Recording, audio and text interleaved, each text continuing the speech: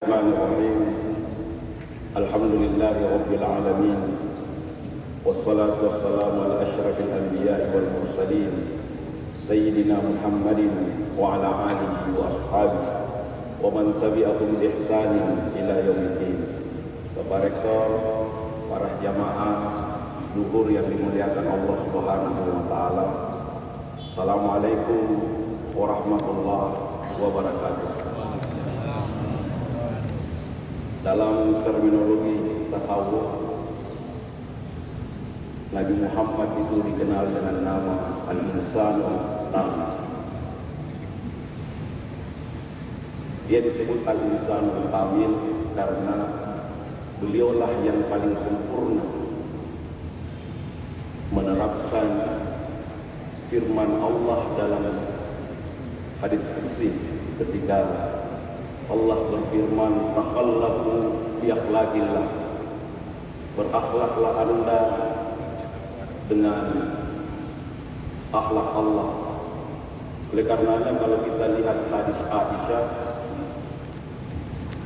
ketika ditanya bagaimana akhlak Rasulullah, Aisyah berkata, "Khuluqul Quran." Sehingga kalau kita melihat tafsir di tafsir Isyari, ketika kita mendapatkan ayat laisa kamitslihi syai'un yang terjemahannya kalau kita buka di Departemen Agama, tidak ada yang serupa dengan Allah Subhanahu wa taala. Tapi kalau kita lihat di tafsir Isyari, terjemahannya itu tidak ada yang serupa dengan yang serupa Allah Subhanahu wa taala. Siapa itu? Nabi Muhammad sallallahu alaihi wasallam.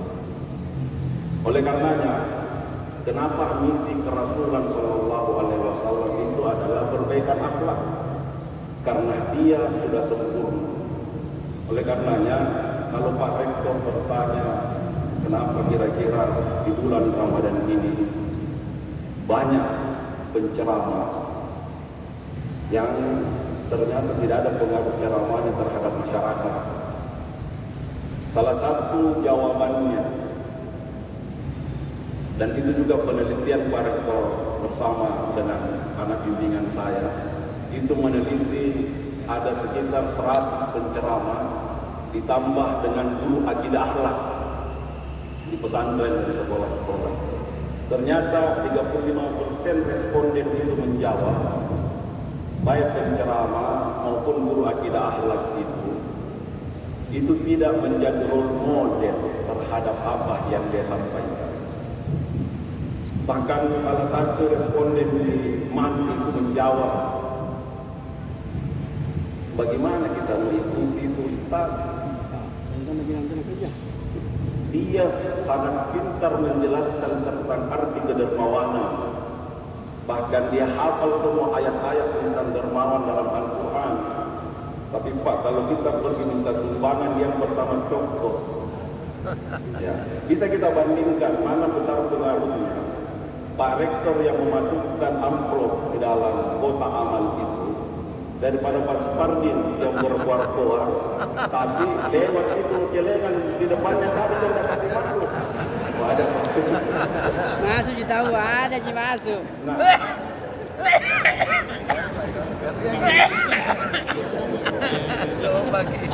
itu salah satu.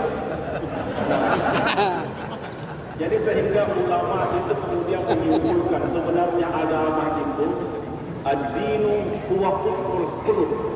Agama itu hanya akhlak yang mulia. Oleh karenanya untuk mendapatkan akhlak mulia itu, ibadah itu harus di-upgrade pengertiannya, termasuk puasa.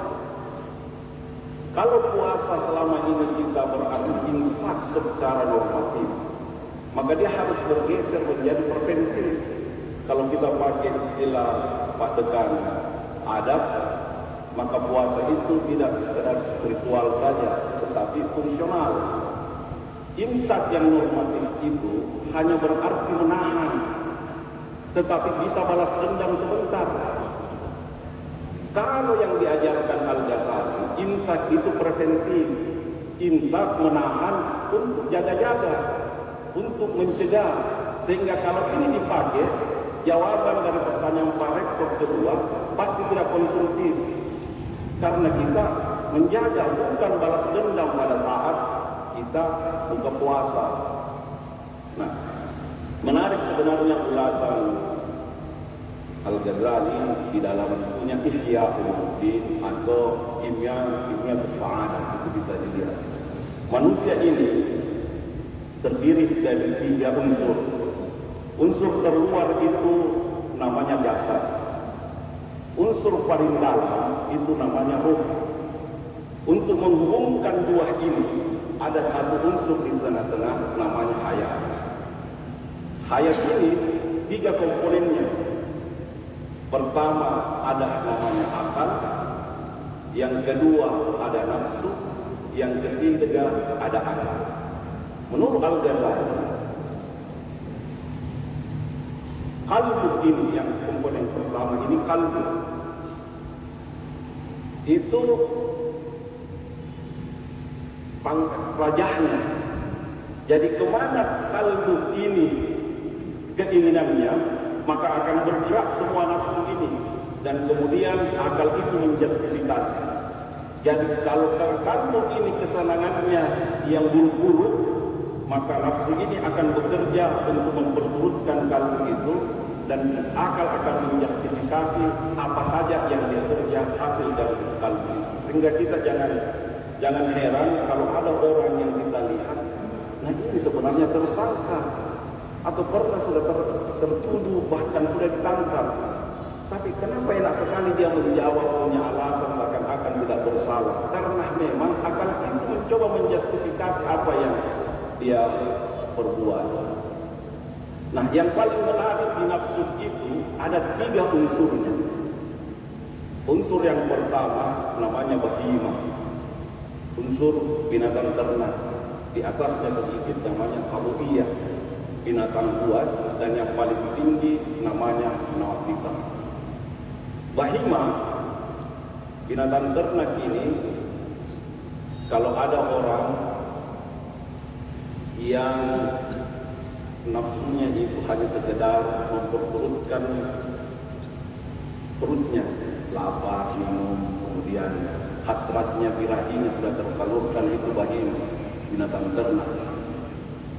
Jadi kalau ada orang yang pergi buka puasa, padahal di sini ada ceramahnya yang baik, terus dia pilih Citralen karena tulisannya Pak Rektor bahwasanya di sana bagus takjilnya, maka itu dia punya nafsu binatang ternak. Iya, karena dia pilih itu. Nah, sama juga kalau ada orang yang disuruh Pak Dekan, terus dia mengatakan, buat dulu proposal. Terus orang mengatakan, ada jika honornya. Nah, itu artinya dia masih nafsunya binatang ternak. Nah, kalau kita bisa kendalikan ini, itu yang dinamakan oleh Al-Ghazali iffah, kehormatan. Kita mau juga honor, tetapi tidak usah kentar dulu. Kerja dulu, pasti Pak Rektor kasih itu. Kita juga sebenarnya mau bertakil di Citralen itu, tapi jangan itu, karena kita mau dengar kultumnya Pak Rektor umpamanya. Bahwasanya kita dapat sebentar nasi dos yang lebih enak daripada di sini, ya itu bonusnya. Nah, itu kalau kita bisa kendalikan. Nah, kenapa kita puasa? Karena mengendalikan itu. Nafsu yang kedua ini sabutiyah namanya. Ini kalau ada orang selalu berkata, saya harus lebih dari Anda, saya harus selalu di pikirannya menang kalah. Berapa anakmu? 3. Baik, kalah saya 1. Nah, kalau ada yang seperti itu, maka itu namanya nafsunya sabutiyah. Kalau kita puasa, kata Al-Ghazali, maka dia akan keluar salah satu akhlak yang baik, namanya saja'ah. Saja'ah itu tidak kebablasan, tetapi tidak juga pengecut. Maaf, ya, bermimpi jadi rektor itu harus digantung tinggi-tinggi itu, tetapi jangan menghalalkan segala cara. Nah, kalau bisa dikendalikan itu namanya saja. Yang paling tinggi adalah nafsu natika. Nafsu natika ini yang paling cerdas. Tapi bahaya juga kalau cerdas orang bisa kebablasan. Ini menjadi licik. Ya, biasa, ya bisa saja orang berkata begini. Itu kan puasa lebih bagus dari maghrib ke subuh lebih baik, karena kalau pagi itu kita sangat produktif, kita balik atau kita ke tanah suci berhaji berulang-ulang. Jangan satu kali supaya tidak ramai. Bagus, masuk akal, tetapi itu kebablasan karena sudah ada ketentuannya. Tapi kalau tidak kita atur, dia menjadi jahil, bodoh. Nah, sehingga harus kita kuasai itu supaya kita menjadi hikmah namanya, menjadi orang yang bijaksana. Al-Ghazali juga kemudian menambahkan, ternyata nafsu itu punya jalurnya, rutenya. Rute yang pertama dia masuki itu adalah perut dan di bawah perut. Nah, itulah nafsu bahimah tadi. Ini harus dijaga. Karena kenapa orang harus dikasih lapar? Karena kalau dia lapar, tidak ada pikiran kemana-mana. Dia harus isi dulu perutnya. Oleh karenanya kemarin ketika Pak Rektor menceritakan tentang eksperimen tikus. Nah, tikus tidak makan makanan itu Pak Rektor. Bukan, kalau teorinya Al-Ghazali dipakai, bukan karena pasangannya yang tikus tadi. Tetapi yang salah dari eksperimen itu, dia lapar. Kalau lapar, birahi dan ingat Pak. Kalau teorinya Pak Al-Ghazali, coba tikus itu dikasih makan, pasti yang betina yang diambil dulu daripada makanan. Nah, itu seperti itu sebenarnya. Nah, saatnya saya jawab Pak. Nah, itu jadi orang kalau bisa menahan ini, itulah yang kita ceramahkan selalu, akan keluar di mana nafsu kita berada. Apakah dia nafsu ammarah, ataukah dia nafsu lawwamah, atau mulhamah, atau mutmainnah. Bagaimana menjelaskan itu? Amarah itu orang yang sudah senang, tidak bersalah lagi kalau melakukan kesalahan. Sense of guilty-nya hilang.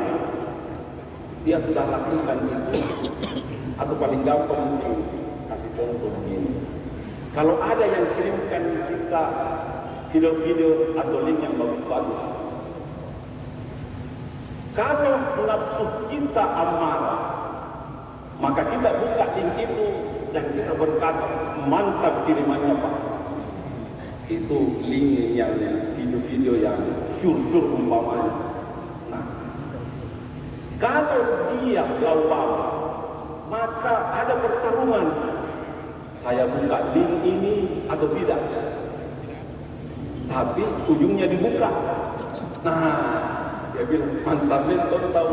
Nah, itu harus kita naik lagi. Mulhama namanya. Mulhama pertarungannya. Saya juga dapat kiriman tadi, tapi untung saya tidak buka. Nah, ini adalah nafsu mulham yang paling tinggi, mutmainnah. Itulah yang harus kita tuju untuk menghadap kepada Allah Subhanahu wa Ta'ala. Oleh karenanya, ukuran keberimanan ibadah seseorang kualitasnya baik, lihat akhlaknya. Bukan karena dia takbir, bukan karena tahmid, bukan karena jidatnya hitam. Makanya kalau buka ayat hadis-hadis itu, ukuran orang yang beriman itu pasti akhlakul karimah menjadi indikatornya. Man kana yu'minu billahi wal yawmil akhir falyaqul khairan aw liyasmut. Kalau dia percaya hari kemudian dari hari akhir, pasti kalau berkata-kata yang baik-baik. Kalau tidak punya narasi diksi yang baik, pilihannya adalah diam. Paling tidak seperti yang dia katakan Pak Rektor, senyumlah selalu. Begitu juga ibadah. Ibadah yang baik itu adalah yang menunjukkan pelakunya, perilaku dari pelakunya itu berakhlakul karimah. Makanya tentang ibadah itu pasti indikatornya akhlakul karimah. Wa wailul lil musallin alladzina hum an salatihim sahun alladzina hum yura'un wa yamna'una al-ma'un. Ya ayyuhalladzina amanu la tubtilu shadaqatikum bil manni wal asad. Semua indikatornya adalah akhlak. Memang susah, makanya kenapa ada puasa supaya kita tempat latihan. Susah ini, yang itulah orang tua kita mengajarkan kita. Lele ulu dan lele abiasa. Lele ulu abiasanya, gua biasa topi paling. Pada suatu saat, Tito berkunjung ke Mesir, ketemu dengan Jamal Abdul Nasser. Rektor tahu Kairo itu kota yang sangat pesing. Maka Tito dibawa keliling-keliling di jalan itu. Dan setelah itu Tito berkata, kok ada orang berdiri Jamal Abdul Nasser di situ. Ternyata dia lagi buang air kecil di tembok itu. Sehingga Jamal Abdul Nasser merah mukanya, turun dan marah itu.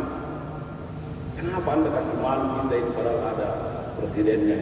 Singkat cerita, Jamal Abdul Nasser ke Yugoslavia sebagai kunjungan balasan. Diajak juga jalan-jalan. Jamal Abdul Nasser mengatakan, cari taji kawin. Ternyata itu juga ada orang kencing di sini. Maka turunlah Tito dengan marah, maka dia menghukum. Setelah balik, ternyata orang Mesir yang kencing di Yugoslavia. Begitu susahnya gitu membuat perubahan. Makanya Allah membuat, menciptakan kesempatan yang bisa kita melakukan pembiasaan terhadap menahan hawa nafsu itu. Semoga kita tidak termasuk hadis yang disampaikan Rasulullah. Rahimah Abu Firajuli liman hadrata Ramadana falam yughfar lahu. Sungguh celaka orang yang setiap tahun diberikan kesempatan untuk mendapatkan Ramadan, tapi dia keluar tidak mendapatkan pengampunan dari Allah Subhanahu wa Ta'ala. Wallahu waliyul muttaqin. Wassalamualaikum warahmatullahi wabarakatuh. Waalaikumsalam.